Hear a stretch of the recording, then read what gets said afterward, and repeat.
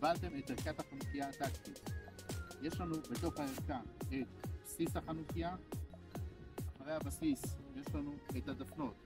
לוקחים את הדופן הראשונה, מצמידים אחד לשני בשני הכיוונים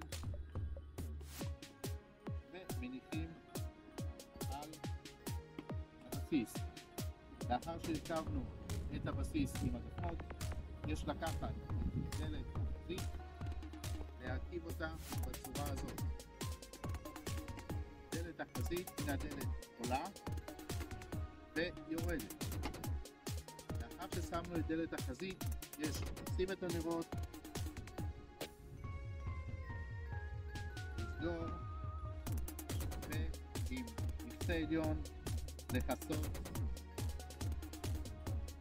את החנוכיה. יש להקפיד שהחנוכיה תהיה במקום יציב. בהצלחה.